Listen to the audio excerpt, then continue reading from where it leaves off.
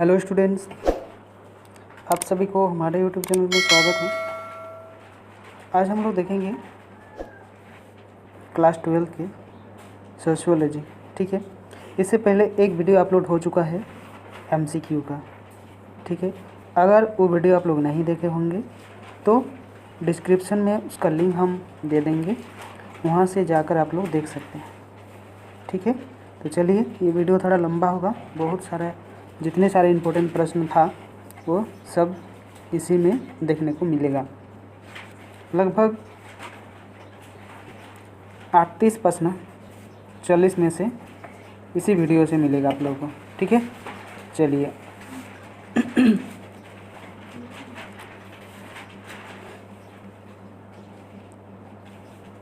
हम लोग देखते हैं पहला प्रश्न।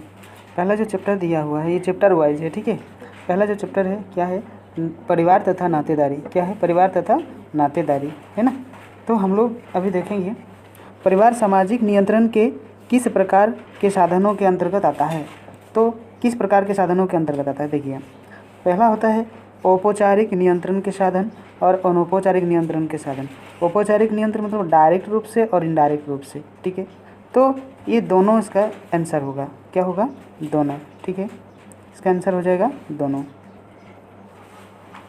दूसरा प्रश्न देखिए, परिवार निश्चित यौन संबंध द्वारा परिभाषित एक ऐसा समूह है जो बच्चों के जनन एवं पालन पोषण की व्यवस्था करता है। उपयुक्त परिभाषा किसने दिया है? तो मैकाइवर और पेज के द्वारा ये परिभाषा दिया गया। ठीक है, चलिए उसके बाद देखेंगे किस विद्वान ने परिवार को स्वमानव स्वभाव की पोशिका कहा है ना। चलिए, तो हम लोग इसका आंसर देखेंगे चार्ल्स कूले के द्वारा दिया गया है। किसके द्वारा? चार्ल्स कूले के द्वारा। ठीक है, चलिए अब देखिए चौथा प्रश्न, निम्नलिखित में से किस जनजाति में बहुपति विवाही परिवारों का प्रचलन है? बहुपति, तो बहुपति का मतलब होता है एक स्त्री पर बहुत सारा पति। ठीक है, मतलब 1 2 3 ऐसा करके। तो ये खास जनजाति जो है इसमें देखने को मिलता है, एक पत्नी बहुत सारा पति। ठीक है, 5 नंबर वाला प्रश्न देखिए, किस प्रकार के परिवार को 2 पीढ़ी का परिवार कहा जाता है? तो एकाकी परिवार को 2 पीढ़ी। कैसे? ये भी आप लोगों को समझ लीजिए कैसे। देखिए, एकाकी परिवार का मतलब होता है उसमें क्या क्या रहता है?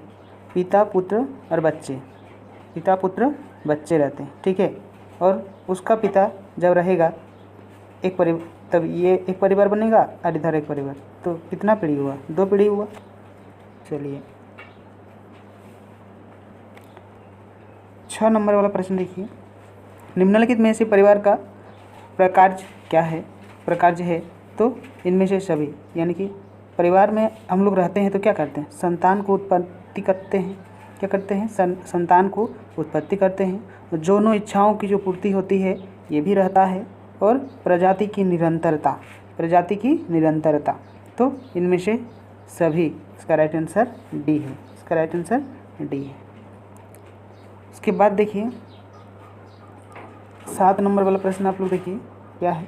नातेदारी सामाजिक उद्देश्यों के लिए स्वीकृति वंश संबंध है जो कि सामाजिक संबंधों के परंपरागत संबंधों का एक आधार है। उपयुक्त कथन जो है किसके संबंधित है?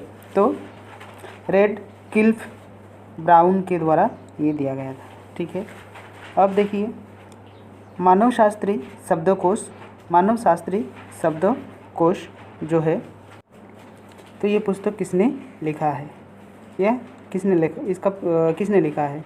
तो चार्ल्स बिनिक, चार्ल्स बिनिक ने लिखा।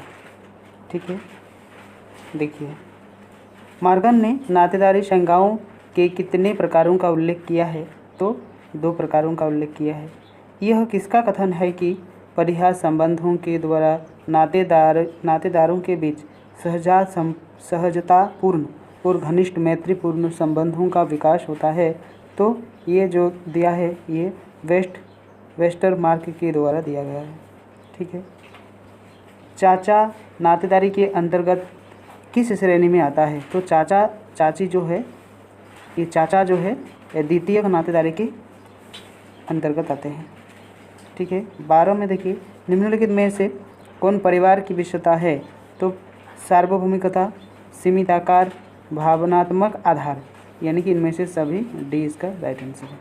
ठीक है। अब देखिए, निम्न में से कौन सा नातेदारी में स्पष्ट रूप से नहीं आता है? तो समकक्ष जो है ये हम लोग देखने को नहीं मिलता है। ये सब देखने को मिलता है वंश परंपरा, परिस्थिति और विवाहजन्य संबंध, ये सब देखने को मिलता है। ये जो है देखने को नहीं मिलता है। 14 नंबर में देखिए, संयुक्त परिवार व्यवस्था पाई जाती है, कहाँ पाई जाती है? तो ग्रामीण इलाकों में संयुक्त परिवार जो है देखने को मिलता है। 15 में देखिए, संयुक्त परिवार की कौन कौन सी विशेषता है? तो सामान्य एक संपत्ति रहेगा, बड़ा आकार होगा और सामान्य निवास होगा। तो इनमें से सभी डी इसका राइट आंसर है। ठीक है। प्राय संयुक्त परिवार का कर्ता कौन होता है? तो सबसे बुजुर्ग जो पुरुष होता है यही क्या करता है? संयुक्त परिवार की कर्ता होता है। ठीक है। यानी सबसे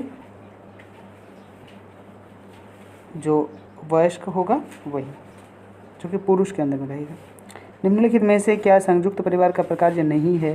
तो व्यक्तिवादिता ये नहीं है, सामाजिक सुरक्षा ये है, आर्थिक सुरक्षा ये भी है, मानसिक सुरक्षा ये भी है, व्यक्तिवादिता नहीं है। जन्ममूलक परिवार एवं प्रजननमूलक परिवार की व्याख्या किस विद्वान ने की? तो डेविस के द्वारा किया गया था, इसके डेविस के। निम्नलिखित में से कौन सा हिंदू विवाह का उद्देश्य है? तो हिंदू विवाह का उद्देश्य ये तीनों है। क्या है? धार्मिक कर्तव्य भी है, पुत्र प्राप्ति जो है ये भी है, और रति ये भी है। तो इनमें से सभी इसका राइट आंसर है डी। अब 20 नंबर प्रश्न देखिए। 20 नंबर प्रश्न, जी.पी. मार्डक ने कितने प्रकार का द्वितीयक नातेदारी का उल्लेख जो है किया है? वो 33। 21 में देखिए, हिंदू विवाह का कौन सा प्रकार परस्पर प्रेम पर आधारित है? तो गंधर्व विवाह जो है ये प्रेम पर आधारित है। ठीक है। 22 में देखिए, निम्नलिखित में से कौन नातेदारी की नीतियाँ नहीं है? तो वर्गीकरण की जो संज्ञा है ये नहीं है। ठीक है। बाकी तीनों है, माध्यमिक संबंध है, परिहार संबंध है, परिहार है, ये सब है। 23 में देखिए, नातेदारी की कितनी श्रेणियाँ होती है? तो 3 होती है। आप लोग पढ़ चुके होंगे किताब में। दादी नातेदारी ये किस श्रेणी के अंतर्गत आती है? तो ये द्वितीयक। ठीक है।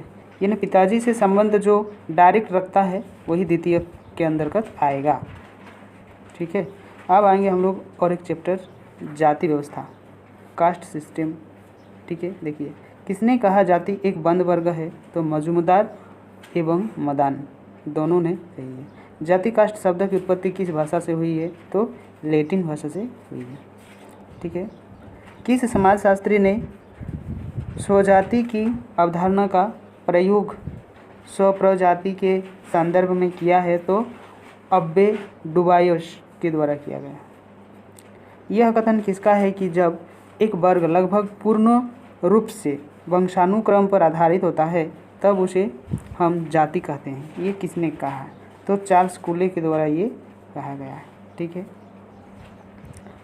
द्विचर प्रतिकूलता पर सिद्धांत दिया लुइस डायूमा किसी ने दिया है।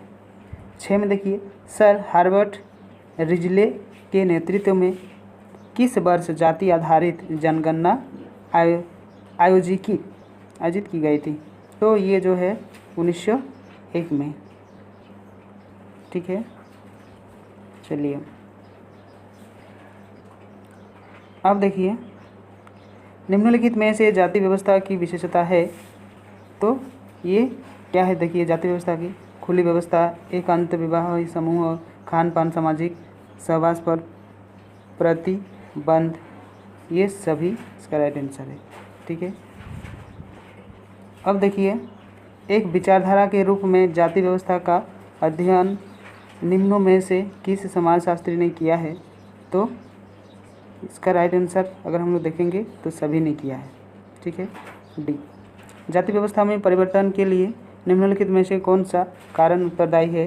तो ये शिक्षा का प्रसार, पश्चिमी सभ्यता का प्रभाव, धर्म प्रभाव में कमी, इनमें से सभी डी इसका राइट आंसर है। ठीक है। 10 नंबर में देखिए, भारत सरकार द्वारा देशज विरोधक अधिनियम किस वर्ष पारित किया गया? तो 1961 में। ठीक है। निम्नों में से किसने सामाजिक वार्षिक सुधार आंदोलन में अग्रणी भूमिका निभाई? तो राजा राममोहन राय और दयानंद सरस्वती। तो उपयुक्त तो सभी, सी इसका राइट आंसर है, सी। ठीक है। 12 में देखिए, भारतीय समाज में सामाजिक स्तरीकरण का बुनियादी आधार क्या है? तो ये परिवार है। प्रभु जाति की भी अवधारणा की देन श्रीनिवास के द्वारा दिया गया है। ठीक है। 14 नंबर में देखिए, निम्नलिखित में से कौन जाति की विशेषता नहीं है? तो खुलापन जो है ये नहीं है, तो इसका आंसर यही होगा। निम्नलिखित में से किसने जाति प्रथा की उत्पत्ति पर प्रजातीय दृष्टिकोण प्रस्तुत किया? तो रिजले के द्वारा किया गया। ठीक है। जाति व्यवस्था की उत्पत्ति संबंधी देवत का सिद्धांत किस वेद में वर्णित है? तो ऋग्वेद। कमेंट में बताइए आप लोग सबसे पुराना वेद कौन सा है। ठीक है। जाति व्यवस्था के व्यवसायात्मक सिद्धांत के प्रतिपादक कौन है? तो नैशफील्ड प्रतिपादक इसके हैं। ठीक है। इनमें से कौन जाति व्यवस्था की देन है? तो असमानता, जातिवाद और शोषण, ये तीनों हैं। ठीक है। चलिए अब देखिए, जाति का आधार क्या है? तो जन्म हम लोग जहाँ जन्म लेते हैं उसी के जो जाति है उस जाति को ही हम लोग मानते हैं जन्म के आधार पर। ठीक है। निम्न में से कौन द्विज नहीं कहलाए? तो शूद्र जो है द्विज नहीं कहलाए। ठीक है। 21 में देखिए, निम्नलिखित में से कौन एक जाति है? तो राजपूत एक जाति है और वैश्य शूद्र ये जाति नहीं है। ठीक है। अब देखिए, निम्नों में से बंध स्तरीकरण का एक उदाहरण है कौन सा? तो ये जाति इसका राइट आंसर। जाति व्यवस्था है, जाति व्यवस्था क्या है? सामाजिक संस्था है। क्या है? एक सामाजिक संस्था है। निम्नलिखित में से किसने जाति व्यवस्था की उत्पत्ति सिद्धांत की वकालत की? तो होकार्ट एवं सेनार्ड के द्वारा। 25 में देखिए, 25 में देखिए, निम्नलिखित में से जातिवाद का दुष्परिणाम है। क्या है दुष्परिणाम? जजमानी व्यवस्था जो है, अगर ये चलता तो आज तक इसका सब कुछ बिगड़ ही जाता। किसने कहा जाति एक बंद वर्ग है? तो मजूमदार के द्वारा। ठीक है। जाति का प्रजातीय सिद्धांत किसने प्रतिपादित किया? तो हर्बर्ट रिजले के द्वारा। ठीक है। भारत में असमानता का आधार क्या है? ये जाति ही असमानता का आधार है। उच्च जाति, निम्न जाति, इस तरह का जो भेदभाव है इसी के चलते ये हुआ है असमानता का। ठीक है। बिहार में जातीय तनाव का मुख्य कारण क्या है? तो राजनीति के इसका मुख्य कारण है। क्या है? राजनीति। ठीक है। चलिए अब आएंगे हम लोग जनजातीय समाज। क्या पढ़ेंगे? जनजातीय समाज। ठीक है। देखिए, एक जनजाति के रूप में क्षेत्र, भाषा, संस्कृति, समरूपता तथा एक सूत्र में बांधने वाले सामाजिक संगठन को लेते हैं जिसे गोत्र या गांव सम्मिलित होते हैं। जनजाति की उक्त परिभाषा किसने दिया है? तो चार्ल्स बेनिक के द्वारा ये दिया गया है। दूसरा में देखिए क्या है? दूसरा में देखिए, तो दूसरा में हम लोग देखेंगे। देखिए, निम्नों में से सामान्य निषेध क्या है? टेबू जिसे कहते हैं का संबंध क्या है? विवाह से, खानपान से, व्यवसाय से, इनमें से सभी। Professor S.C. दुबे ने भौगोलिक दृष्टि से भारतीय जनजातियों को निम्नों में से कितने भागों में विभक्त किया? तो 4 भागों में इसको विभक्त किया। ठीक है। 4 नंबर प्रश्न देखिए, निम्नलिखित में से शिकार एवं खाद्य संग्रह जनजाति समूह है। तो कुकी क्या है? कुकी। ठीक है। किस मानव शास्त्री ने पढ़ संस्कृति ग्रहण को जनजाति संस्कृति के विघटन के लिए उत्तरदायी माना है? तो मजूमदार एवं मदान के द्वारा। किस संविधान संशोधन के तहत अनुसूचित जाति जनजाति अत्याचार निरोधक अधिनियम 1990 में जो है पारित किया गया? तो ये 65 हुए। ठीक है। संशोधन में ये चीज़ को पारित किया गया था। संविधान के किस अनुच्छेद के अंतर्गत यह प्रावधान किया गया कि संबंधित राज्य का राज्यपाल राष्ट्रपति की अनुमति से किसी भी जनजाति को अनुसूचित जनजाति में सम्मिलित कर सकता है? ठीक है। तो राज्यपाल राज्य के और देश के राष्ट्रपति उसके अनुसार ही हम लोग उसे कर सकते हैं। ये कब नियम को पारित किया गया? अनुच्छेद 342 में। जनजातियों को पिछड़े हिंदू कहकर किस समाजशास्त्री ने संबोधित किया? तो जी.एस. घुरिये के द्वारा किया गया था। जी.एस. घुरिये। 9 में देखिए, V.S. गुहा ने उत्तरी पूर्वी क्षेत्र के अंतर्गत किस समाजशास्त्री राज्य को सम्मिलित किया? तो पूर्वी पंजाब को। ठीक है। निम्नों में से कौन सी जनजाति की विशेषता है? तो समान भाषा समान भूभाग समान संस्कृति। तो इनमें से सभी डी इसका राइट आंसर है। ठीक है। चलिए पहला 11 नंबर वाला देखिए, निम्नों में से द्रविड़ भाषाई परिवार से संबंधित जनजाति है? क्या है? गोंड और उरांव दोनों है। भारत का सबसे बड़ा जनजाति समूह क्या है? भील है। क्या है? भील जनजाति। भील नामक जनजाति किस राज्य के निवास करती है? तो राजस्थान। पर संस्कृति का संबंध क्या है? संस्कृति से है। निम्नों में से कौन जनजाति की विशेषता है? तो समान भाषा समान भूभाग समान संस्कृति ये है। ठीक है। ये क्वेश्चन फिर से रिपीट हुआ। कौन सा आदिवासी समाज मातृ प्रधान है? तो गारो जो आदिवासी समाज है ये माता ही सब कुछ होता है। ठीक है। जैसे पुरुष प्रधान में हम लोग देखे हैं कि पुरुष को ही सब कुछ मिलता है, तो जहाँ मातृ प्रधान होता है वहाँ माता के नाम पर ही सब कुछ मिलता है, और उसके बाद अपना बेटी को। पुरुष प्रधान में बेटा को और मातृ प्रधान में बेटी को मिलता है। ठीक है। निम्नों में से कौन जनजाति समूह की समस्या नहीं है? तो छुआछूत। ये और छुआछूत है। और क्या है? भूमि बिलगांव। तो ये छुआछूत जो है इसका ये है। बहुजाति विवाह किस जनजाति में पाया जाता है? तो खस जनजाति में पाया जाता है। खस जनजाति में। ठीक है। देखिए, निम्नों में से किसने भारतीय जनजातियों के लिए असल गांव की नीति की वकालत की? तो एल्विन के द्वारा किया गया था। एल्विन के द्वारा किया गया था। 20 में देखिए, जनजाति समाजों में निम्नों में से क्या नहीं पाया जाता? तो श्रम विभाजन नहीं पाया जाता। ठीक है। धूमकुरिया किस जनजाति में पाया जाता है? तो उरांव में। ठीक है। किस जनजाति में परीक्षा विवाह प्रचलित है? तो भील जनजाति में परीक्षा विवाह संबंधित। उरांव निवासी है कहाँ के हैं? तो हमारे झारखंड के हैं। उरांव कहाँ के हैं? हमारे झारखंड के। ठीक है। युवा संगठन पाया जाता है कहाँ? आदिवासी समाज में पाया जाता है। ठीक है। कौन समस्या जनजातीय जीवन से संबंधित नहीं है?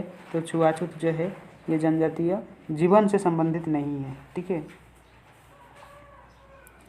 देखिए, अब आ गए हम लोग और एक चैप्टर, जाति पूर्वाग्रह अनुसूचित जनजातियाँ एवं अन्य पिछड़े वर्ग। ठीक है। इससे रिलेटेड हम लोग प्रश्न देखने वाले हैं।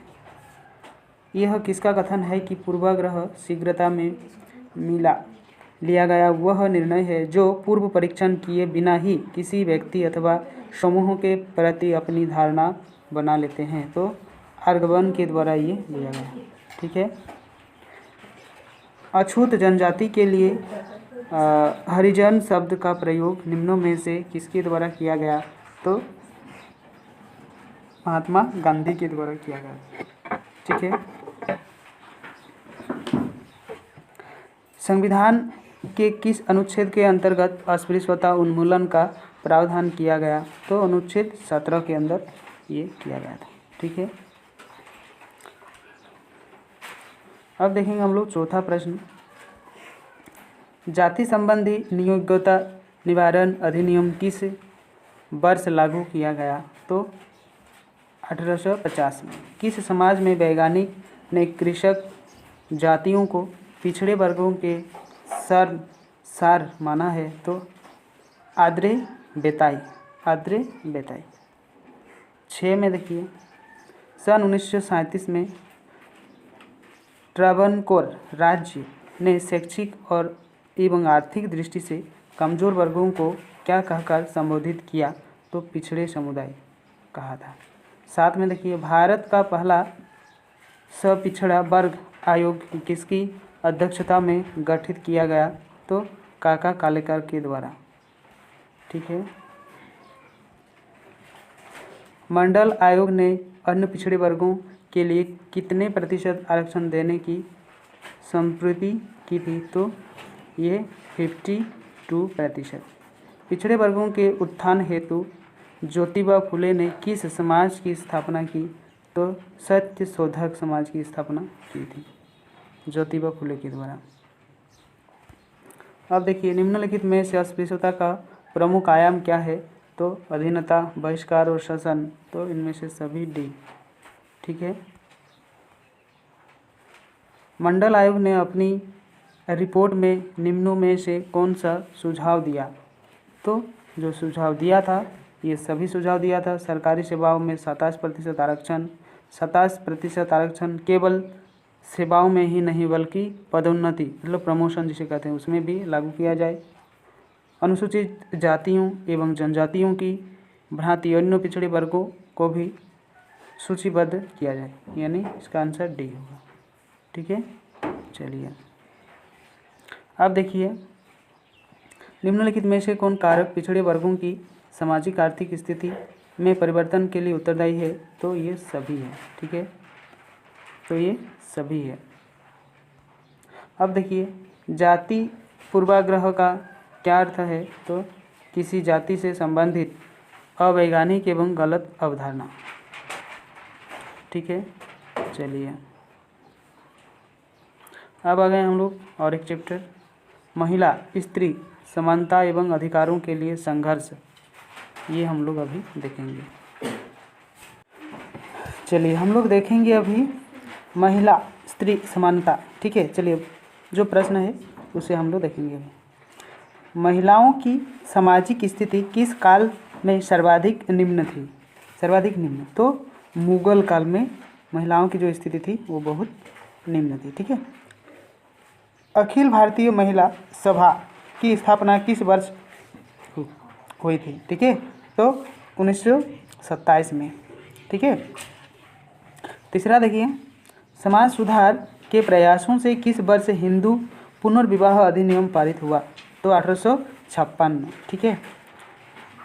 चौथा देखिए, 24 सितंबर 1873 में ज्योतिबा फुले ने पुणे में किस समाज की स्थापना की थी? तो सत्य शोधक समाज की। ठीक है।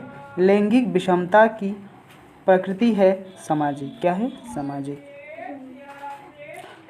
उसके बाद हम लोग देखेंगे नंबर, देखिए क्या है, भारतीय समाज की मान्यता अनुसार स्त्री पुरुष विभेद को प्रोत्साहित करने वाला तर्क क्या है? उपरोक्त सभी है। ठीक है। चलिए, हम लोग देखेंगे अभी हिंदू विवाह अधिनियम क्या है? 1995 के अनुसार निम्नलिखित में से कौन सा प्रावधान लागू किया गया? तो ए नंबर देखिए, विशेष स्थिति में विवाह विच्छेद यानी कि तलाक जिसे हम लोग कहेंगे लेने की स्वीकृति है, और आर्थिक सुरक्षा की दृष्टि से पत्नी को भरण पोषण भत्ता देने की भी व्यवस्था है, यानी कि ए और बी दोनों इसका राइट आंसर है, यानी सी। ठीक है। चलिए, निम्नलिखित में से कौन सा अधिनियम महिला सशक्तिकरण को दृढ़ता प्रदान करता है? तो सभी। हिंदू उत्तराधिकार अधिनियम 1956, समान पारिश्रमिक अधिनियम 1976, पंचायती राज अधिनियम 1992, यानी कि इसका आंसर डी। चलिए अब देखिए, निम्नलिखित में से लैंगिक विषमता का समाजशास्त्रीय के आधार क्या है? तो ए और बी दोनों है, यानी कि सामाजिक एवं पारिवारिक निर्णयों में भूमिका, और स्त्रियों के बारे में क्या है? देखिए, पूर्व धारणा एवं मान्यता। ठीक है, चलिए अब देखिए हम लोग और एक चैप्टर आ गए हैं। ठीक है, धार्मिक अल्पसंख्यकों का संरक्षण। ठीक है, देखिए अल्पसंख्यक आयोग की नियुक्ति कब हुई? तो 15 जनवरी 1978 में। निम्नलिखित में से अल्पसंख्यक कौन है? मुस्लिम क्या है? अल्पसंख्यक है। 2001 की जनगणना रिपोर्ट के अनुसार भारत में मुस्लिम की संख्या, तो ये अगर हम लोग देखेंगे तो इसका आंसर हो जाएगा आप लोगों का लगभग कितने? तो इसका आंसर हो जाएगा 13.81 करोड़। ठीक है, राष्ट्रीय अल्पसंख्यक आयोग का अंतिम बार किस वर्ष पुनर्गठन किया? तो 21 जनवरी 2000 को। ठीक है, 5 नंबर में देखिए, निम्नलिखित में से कौन अल्पसंख्यक समुदाय में सम्मिलित नहीं है? तो दलित जो है, दलित वर्ग। ठीक है, निम्न समूहों में से किससे आप भारत के सबसे छोटे धार्मिक अल्पसंख्यक संप्रदाय मानते हैं? तो पारसी को। ठीक है, 7 नंबर देखिए, भारत के किस राज्य में ईसाइयों की संख्या सर्वाधिक है? तो केरल में ईसाइयों की संख्या जो है सर्वाधिक है। मेहर शब्द किस धर्म से संबंधित है? तो मुस्लिम धर्म से संबंधित है। महर का संबंध किस विवाह से है? तो मुस्लिम। भारत में निम्नलिखित में से किसे अल्पसंख्यक माना? तो सिख, मुस्लिम और ईसाई तीनों जो संप्रदाय के लोग हैं, धर्म के लोग हैं, तीनों को माना है। अभी देखिए, भारत में निम्नलिखित में से किसी अल्पसंख्यक नहीं माना है? तो हिंदू को अल्पसंख्यक नहीं माना है। ठीक है, चलिए अब हम लोग देखेंगे संस्कृति विविधता की चुनौतियाँ, सांप्रदायिकता, क्षेत्रवाद, जातिवाद एवं पितृसत्ता। इसके जो जितने सारे प्रश्न है इसे हम लोग अभी देखेंगे। सांप्रदायिकता का दुष्परिणाम भारत पाकिस्तान विभाजन के रूप में किस वर्ष देखा गया? तो 1947 में, जब भारत स्वाधीन हुआ था उसी समय। 2006 का मालेगांव बम विस्फोट कांड का उदाहरण क्या है? सांप्रदायिकता का जो दंगा फसाद होता है वही सांप्रदायिकता का। ठीक है, इसके बाद देखिए, भारत में सांप्रदायिकता का मुख्य कारण क्या है? राजनीतिक स्वार्थ के लिए ही ये दंगा फसाद सांप्रदायिकता का रूप जो है लेते हैं। ठीक है, चलिए अब देखिए, सांप्रदायिकता मानव के लिए खतरा है, विवादास्पद, इसके लिए खतरा है। ठीक है, निम्नों में से कौन राष्ट्रीय एकीकरण में बाधक है? सांप्रदायिकता इसका आंसर होगा। ठीक है, क्षेत्रवाद की समस्या का मूल कारण क्या है? तो सांस्कृतिक विभिन्नता। ठीक है, साथ में देखिए, क्षेत्रवाद की समस्या का मुख्य कारण कौन है? सांस्कृतिक विभिन्नता, ये भी वही है। 8 में देखिए, किसे कहा कि क्षेत्रीयता राष्ट्रीयता के अधीन है? डॉक्टर राधाकमल मुखर्जी के द्वारा कहा गया था। अब देखिए, जातिवाद एक जाति के व्यक्तियों की वह भावना है जो देश या समाज के सामान्य हितों का ख्याल न रखते हुए केवल अपनी जाति के सदस्यों के उत्थान, जातीयता और जातियों की सामाजिक परिस्थितियों को सुदृढ़ करने हेतु प्रेरित करती है। तो डॉक्टर कैलाशनाथ शर्मा के द्वारा ये दिया गया था। ठीक है, 10 नंबर देखिए, जातिवाद के विकास का प्रमुख कारक क्या है? तो औद्योगिकरण है, नगरीकरण है और राजनीति, यानी कि इनमें से सभी है। पितृसत्तात्मक परिवार में सत्ता या अधिकार किसके साथ हाथ में रहता है?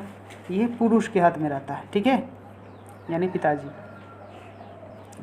उड़ीसा के पहाड़ी प्रदेश में रहने वाली देश जाति में पितृसत्तात्मक संयुक्त परिवारों का विशिष्ट विस्तार है, तो खासी जनजाति जो है वहाँ रहते हैं। क्रिएशन ऑफ फैक्ट्रियारिक नामक पुस्तक किसने लिखी, तो जी लर्नर। ठीक है। दिल्ली में सिखों के विरुद्ध दंगा किस वर्ष हुआ था, तो 1984। भारत में निम्नों में से कौन कारक राष्ट्रीय एकता में बाधक है, तो क्षेत्रवाद, जातिवाद, धर्मान्यता, यानी कि उपरोक्त सभी डी इसका राइट आंसर है। 16 नंबर में देखिए, निम्नलिखित में से कौन सी सांप्रदायिक समस्या नहीं है, तो आधुनिकीकरण जो है ये सांप्रदायिक जो है जो सामाजिक समस्या नहीं है। ठीक है।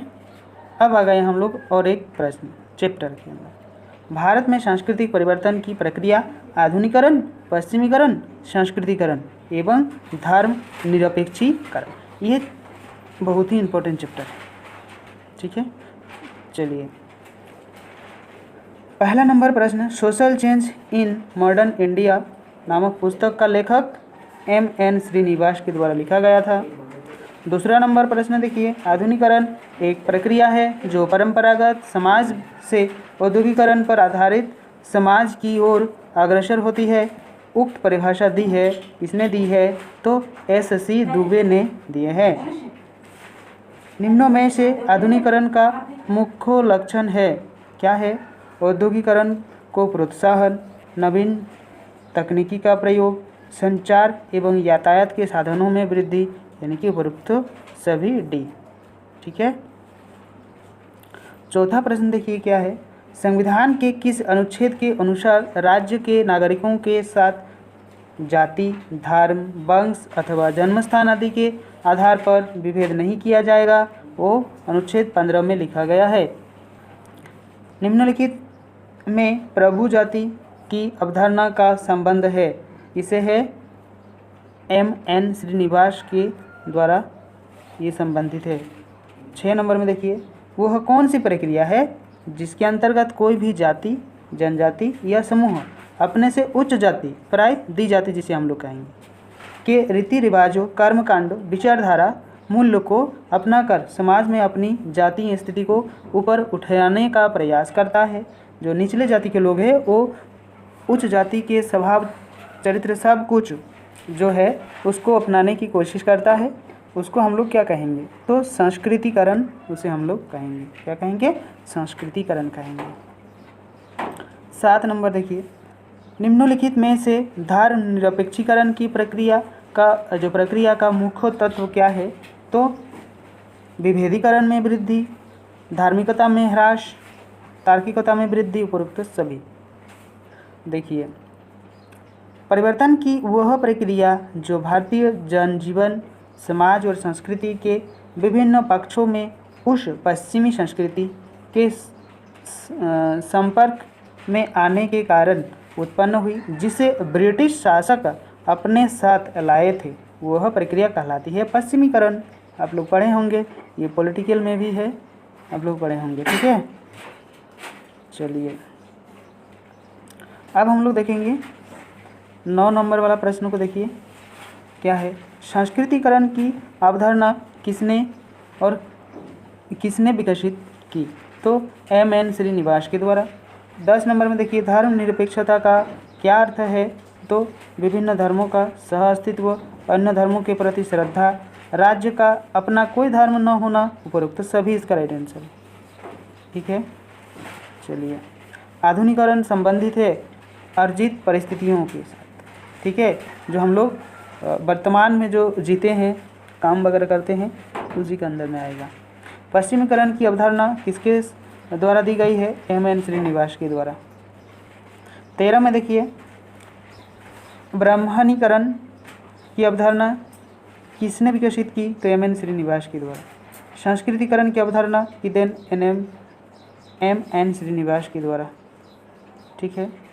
15 में देखिए, संस्कृतिकरण की प्रक्रिया के अनुसार निम्न जातियों किस जाति के व्यवहारों का अनुकरण करती है, तो उच्च जाति का अनुकरण सभी जाति करते हैं, हम लोग भी करते हैं। पर संस्कृति का संबंध क्या है? संस्कृति से है, ठीक है। पश्चिमीकरण की अवधारणा किसने विकसित की? तो श्रीनिवास के द्वारा। धर्मनिरपेक्षता का क्या अर्थ होता है? तो सभी धर्मों को समान रूप से मानना, ठीक है, किसी को नीच नहीं मानना है। भारतीय संस्कृति की निम्नों में से कौन सी विशेषता है? तो पुनर्जन्म की विशेषता, विश्वास, धर्म की प्रधानता, कर्मफल में विश्वास। तो इनमें से सभी डी। निम्नों में से कौन भारत में सामाजिक परिवर्तन का कारक नहीं है? तो परंपरा जो है ये कारक नहीं है, बाकी सब है। पश्चिमीकरण है, औद्योगिकरण और नगरीकरण है, सांस्कृतिकरण है, ये सब है और ये नहीं है, तो इसका नहीं वाला ही राइट आंसर होगा।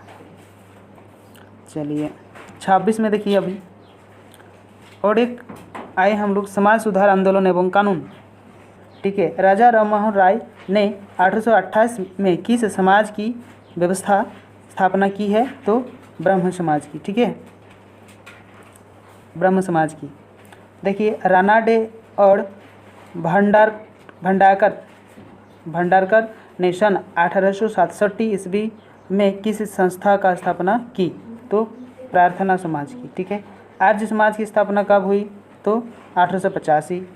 कृष्ण निवेदिता किसकी शिष्य थी? तो स्वामी विवेकानंद की, ठीक है।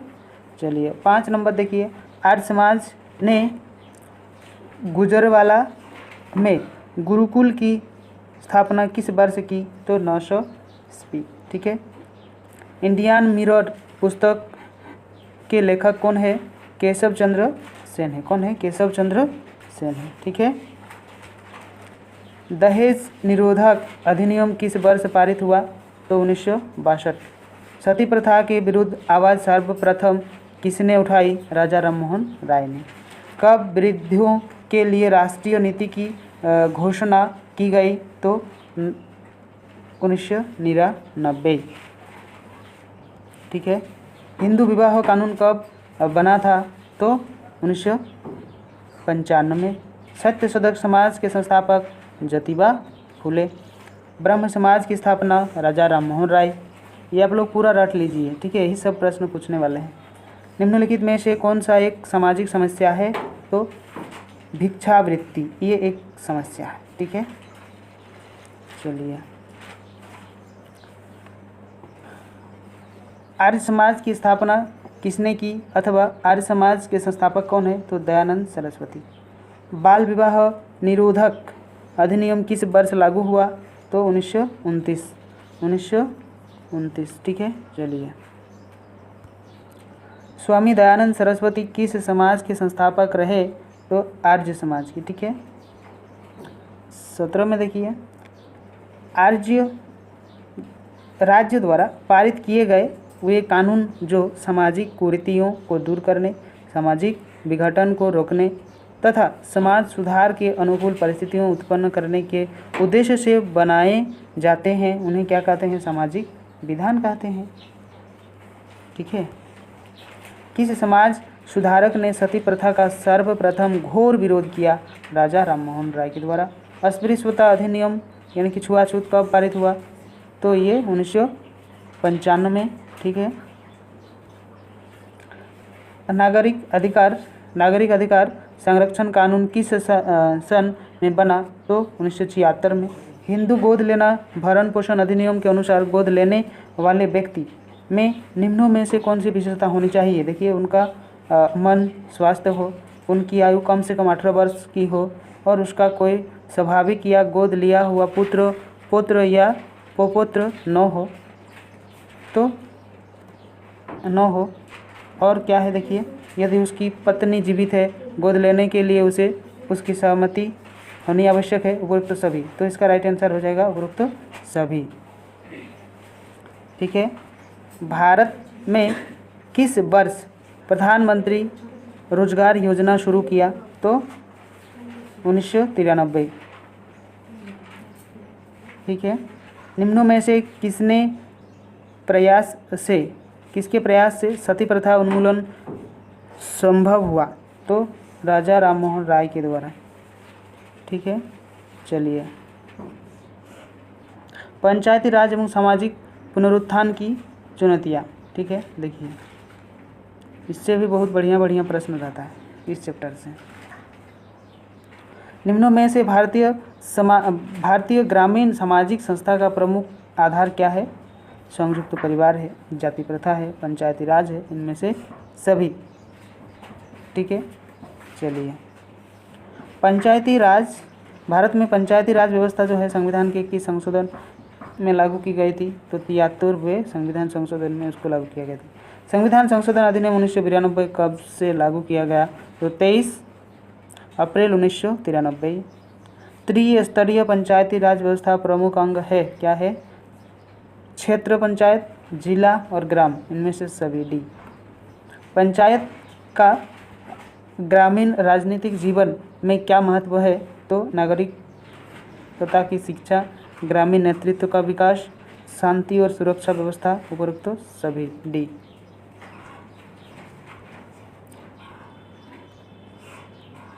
देखिए, पंचायती राज में कितने स्तर है? 3 स्तर है। बलवंत राज मेहता समिति की अनुशंसा किसके संबंधित है? तो पंचायती राज से। बिहार में ग्राम पंचायतों में महिलाओं के लिए कितने स्थान आरक्षित है? तो कितने स्थान? 50%। पंचायती राज अधिनियम कब पारित हुआ? 1959 में। पंचायत समिति का अध्यक्ष कौन होता? प्रमुख। पंचायती राज में सबसे प्रमुख इकाई कौन है? ग्राम सभा। एक ग्राम पंचायत में कौन न्यायाधीश की भूमिका अदा करता है? सरपंच। कौन? सरपंच। पंचायती राज संस्थाओं में निम्नलिखित में से कौन निम्नबद्ध इकाई है? तो पंचायत सेवक, जो गांव-गांव में वो अपना काम जो है करता है। संविधान के कौन से संशोधन के द्वारा स्थानीय स्वशासन में महिलाओं के प्रतिनिधित्व को बढ़ाने की कोशिश की गई थी? तो ये 73वां और 74वां संविधान संशोधन के द्वारा ये सब लागू किया गया था।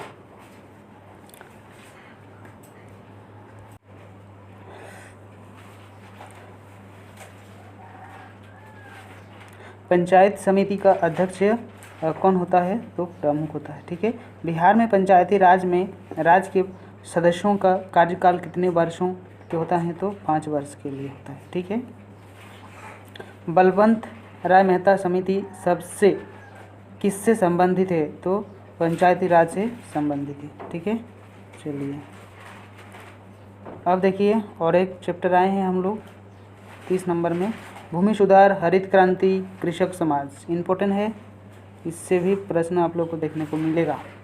ठीक है, भारत में जमींदारी व्यवस्था के अंतर्गत भूमि का कितने प्रतिशत भाग आता है? तो 40%। रॉबर्ट रेडफील्ड के अनुसार कृषक समाज की विशेषता है, क्या है? कृषि भूमि पर नियंत्रण, समरूप समाज, स्वयं उत्पादनकर्ता, इनमें से सभी। इसके बाद देखिए, थियोडर सनिन ने कृषक समाज के कितने मौलिक पक्षों का उल्लेख किया? तो 4। हरित क्रांति के प्रथम चरण के रूप में स्वगहन कृषि जिला कार्यक्रम कब लागू किया गया? 1961 में। ठीक है, भारत सरकार की ओर से भूमि के पुनर्गठन हेतु कौन सा प्रयास किया गया? तो सहकारी कृषि, भूमि प्रबंध और चकबंदी, इनमें से सभी डी इसका राइट आंसर है। ठीक है, भूमि सुधार किस राज्य में सर्वाधिक सफल रहा? तो पश्चिम बंगाल में। हरित क्रांति का उत्प्रेरक कौन है? संकरित बीज, यानी कि उन्नत बीज जिसे हम लोग कहते हैं। ठीक है, जमींदारी उन्मूलन अधिनियम किस वर्ष पारित किया गया? तो 1951। हरित क्रांति किस राज्य में ज़्यादा सफल रही? तो पंजाब में, गेहूं के लिए, ये भी जान रखिए। ठीक है, निम्नलिखित में से कौन सा हरित क्रांति के तथ्य है? तो बहुफसल, अच्छे बीज का उपयोग, सिंचाई पर बल, उपरोक्त सभी डी राइट आंसर। चलिए, इनमें से कौन हरित क्रांति के अंतर्गत प्रकार्य है? तो अर्थव्यवस्था का विकास होता है।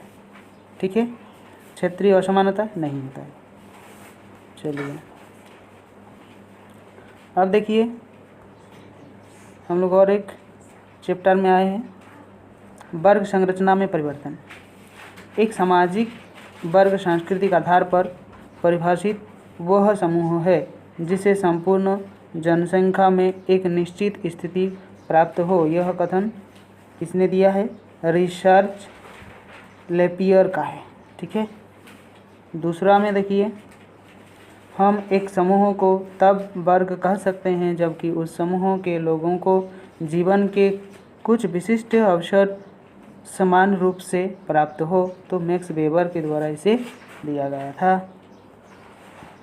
निम्नों में वर्ग क्या है देखिए, तो इनमें से क्षत्रिय, ब्राह्मण, वैश्य यह वर्ग नहीं है। वर्ग कौन कौन से है? ये हो गया आप लोग का वर्ण। क्षत्रिय, वैश्य, ब्राह्मण नहीं है, ये दोनों क्या है? वर्ण है। और वर्ग क्या है? उच्च वर्ग, निम्न वर्ग और मध्यम वर्ग, ये होता है वर्ग।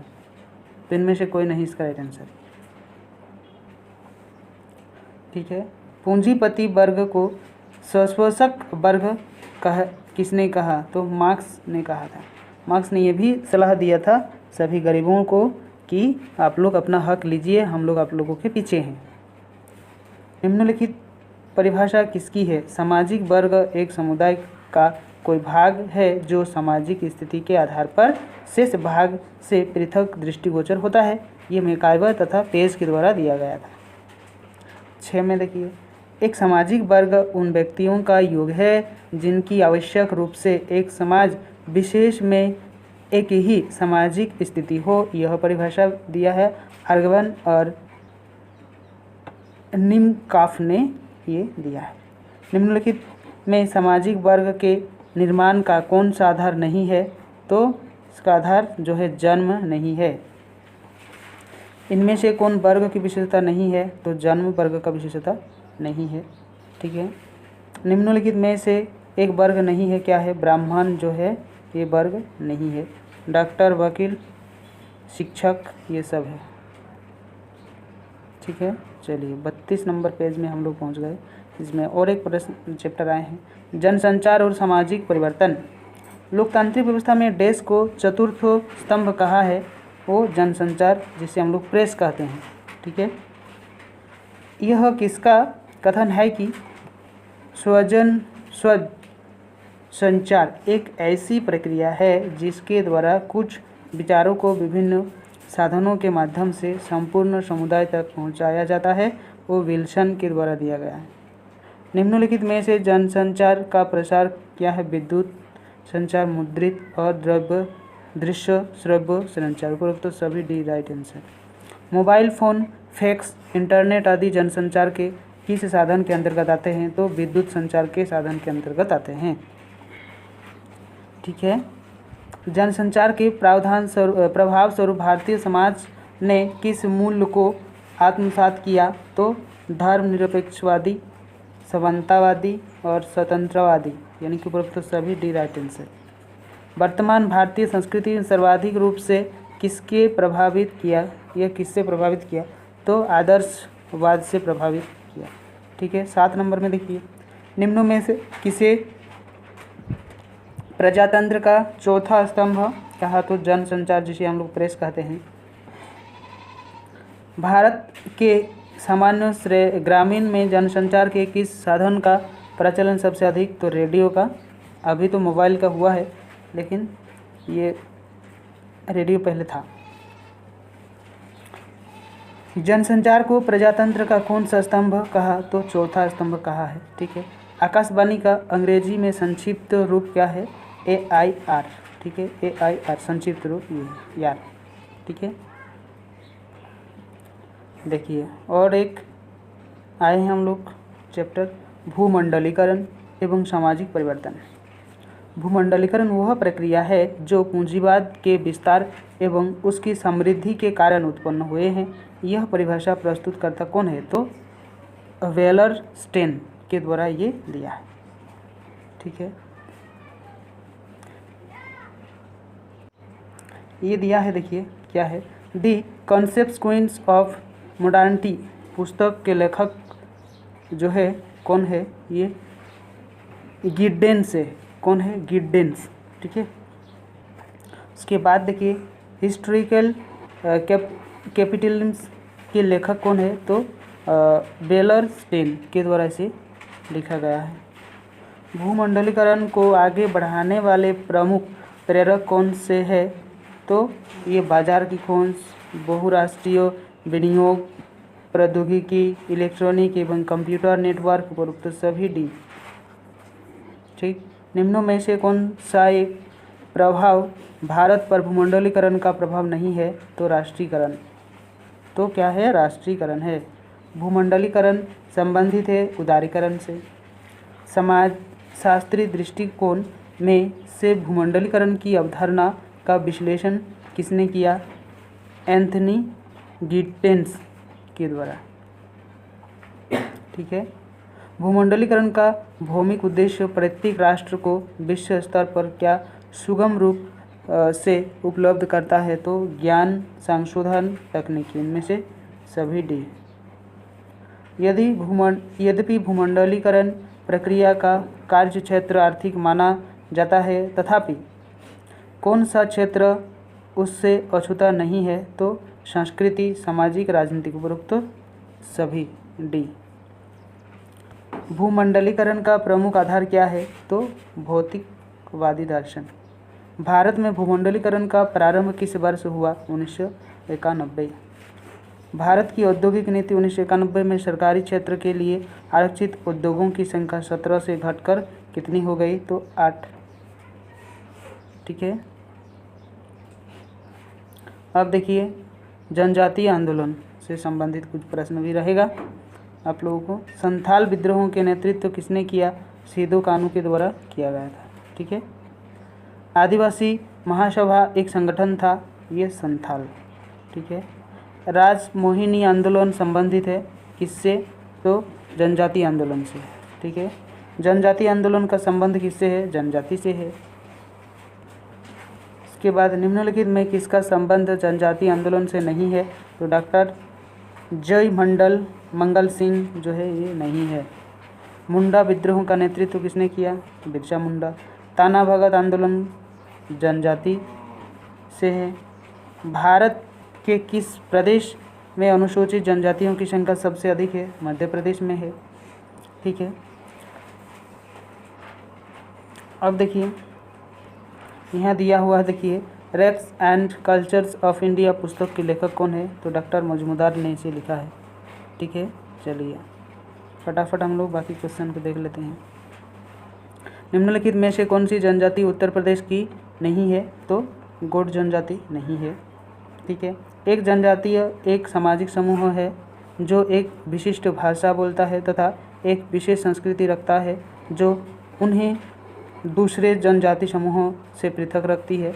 वे अनिवार्य रूप से राजनीतिक संगठन नहीं है। यह परिभाषा किसका है? तो हाब्स का है। किसका है? हाब्स का।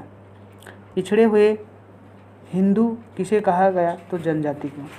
निम्नों में जनजातीय एकता आंदोलन है खासी जनजाति, खासी आंदोलन से। ठीक है। सन 1817 में राजस्थान की भील जनजाति द्वारा चलाया गया आंदोलन क्या है? खानदेश आंदोलन।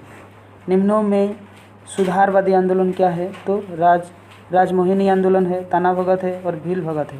ये तीनों। राइट आंसर डी है। गोंडवाना आंदोलन कब प्रारंभ हुआ? तो 1940 में। बोडो आंदोलन, उदयांचल आंदोलन, ताना भगत तो 1913 में। ठीक है। चलिए, और एक चैप्टर है पर्यावरण संबंधी आंदोलन जो है। देखिए, निम्नलिखित में से या निम्नों में से आंदोलन का जो संबंध है ये पर्यावरण समस्या से जुड़ा है। तो चिपको आंदोलन से, जो पेड़ कटने से संबंधित था, आप लोग पढ़े होंगे। आप देखिए, मेधा पाटकर किस आंदोलन से जुड़ी है? तो पर्यावरण आंदोलन से जुड़ी है। ठीक है। चिपको आंदोलन का संबंध किसके हैं? तो उत्तराखंड से है। चिपको आंदोलन के जनक कौन है? तो गौरा देवी। कौन है? गौरा देवी। चिपको आंदोलन संबंधित है वृक्षों की रक्षा से। कौन प्राकृतिक पर्यावरण के निकट है? तो ग्रामीण समाज। भारत में पहला पर्यावरण आंदोलन किस वर्ष चलाया गया? तो 1730। बिश्नोई आंदोलन का नेतृत्व किसने किया? तो अमृता देवी। टिहरी आंदोलन का नेतृत्व सुंदरलाल बहुगुणा। नर्मदा आंदोलन का नेतृत्व किसने किया? तो मेधा पाटकर। बीच बचाओ आंदोलन किस राज्य से संबंधित है? तो उत्तराखंड।